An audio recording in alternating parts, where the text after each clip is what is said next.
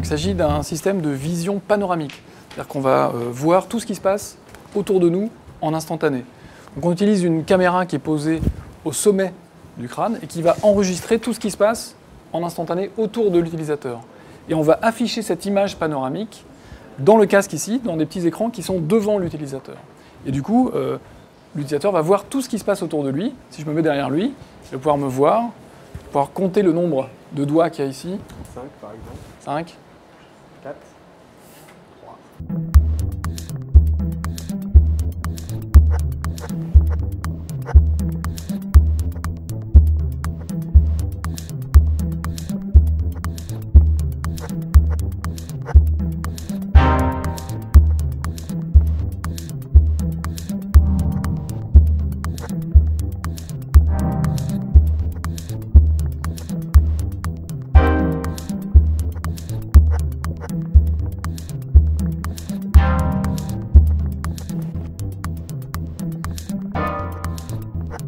Donc l'innovation ici, c'est pour la première fois de proposer une augmentation du champ naturel de vision humain.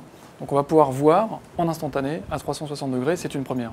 Donc c'est vrai qu'on a déposé un brevet sur le prototype. Donc une première application, c'est tout d'abord vraiment un outil de recherche pour des chercheurs en neurosciences, en psychologie, pour étudier la perception visuelle. Mais également, on pense à des applications où on a besoin d'acquérir de l'information visuelle de ce qu'il y a autour de vous, une grande quantité d'informations. On va soulager l'utilisateur avec cette image à 360, avec par exemple, un agent de circulation qui doit surveiller ce qui se passe à son carrefour et voir d'où viennent les véhicules. Et puis, dernière application, dans le domaine de la sécurité, avec par exemple la possibilité d'anticiper des dangers ou de localiser des dangers potentiels pour un sauveteur ou un pompier qui doit intervenir en urgence. Je termine avec les applications ludiques parce que l'expérience sensorielle est assez unique de voir tout ce qui se passe autour de vous en temps réel.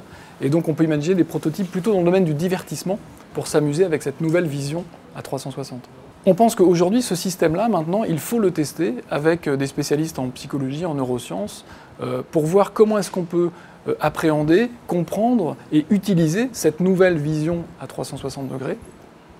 Et donc il va falloir un certain nombre d'études pour notamment évaluer le temps d'apprentissage aussi et les temps de réaction en présence de ces images-là par rapport à une vision naturelle normale.